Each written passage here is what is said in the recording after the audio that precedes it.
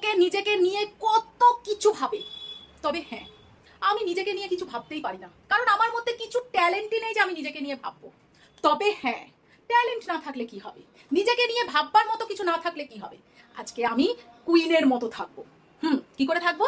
একটা রাজকীয় ডিশ তৈরি করে মুখে তুলবো আর নিজেকে ভাববো কুইন। তো আজকে চলো তোমাদের সঙ্গে শেয়ার করি পাবদা মাছের একটা রাজকীয় ডিশ, যেটা হচ্ছে রাজকীয় পাবদা কোরমা। খেয়ে দেখবে দারুণ দারুণ লাগে, আর নিজেকে মনে হবে স্বর্গে পৌঁছে গেছো। তো চলো কেমন করে করি তোমাদের সঙ্গে শেয়ার করি। নুন হলুদ মাখিয়ে পাবদা মাছগুলোকে 15 মিনিট রেখে দিয়েছিলাম। এইবারে আমি সুন্দর করে ভেজে নিই। কড়াইতে সর্ষের তেল গরম করতে দিয়ে দিয়েছি। এইবারে এক এক করে এই নুন হলুদ মাখানো পাবদা মাছগুলো ভেজে নেবো। চারটে চারটে করে ভাজবো, না হলে কড়াইয়ের মধ্যে লেগে যাবে। মাছগুলো উল্টে দিয়েছি, এপিট ওপিট ভালো করে ভেজে তারপরে তুলে রাখবো।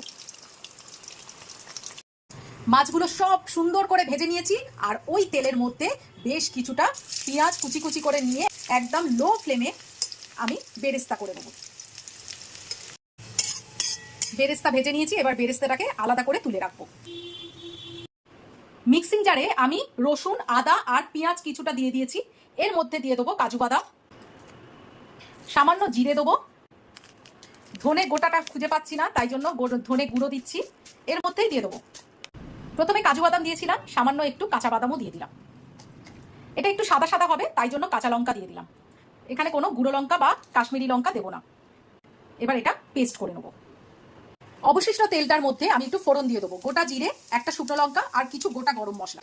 ফোড়ন থেকে একটা সুন্দর গন্ধ বেরিয়েছে, তার মধ্যে দিয়ে দেবো পেস্ট, যে পেস্টটা এক্ষুনি করলাম সেটাই দিয়ে দিচ্ছি। ভালো করে কষিয়ে নেবো। যেহেতু সাদা সাদা হবে তাই জন্য হলুদ দিলাম না, শুধুমাত্র একটু প্রয়োজন মতো নুন দিলাম। মশলা থেকে তেল ছেড়ে দিয়েছে, এই সময় আমি সামান্য একটু দই দেবো। এটা মিক্সিং জারে একটু ফেটিয়ে নিয়েছিলাম, সেই দইটাই দিলাম, এখানে কোনো টমেটো পড়বে না। এবার দইটা দিয়েও ভালো করে একটু কষিয়ে দেবো। দই যখন দিয়েছি সঙ্গে তো একটু ব্যালেন্সের জন্য চিনি দিতেই হবে। সুন্দর যে একটা গন্ধ বেরিয়েছে না, যে কি বলবো। রান্না করতে করতে এইরকম যদি সুন্দর সুন্দর গন্ধ আসে নাকের মধ্যে, তাহলে মনে হবে যাক, রান্নাটা করে আমি সাকসেস। পরিশ্রমটা জলে যায় না তখন। ভালো করে কষিয়ে নিয়েছি। এইবারে আমি কোনো জল দেবো না, এই রান্নাটা সম্পূর্ণ দুধে করব। তোমরাও চেষ্টা করবে দুধ দিয়ে করার জন্য, তা না হলে কিন্তু রাজকীয় ফিলটা আসবেই না।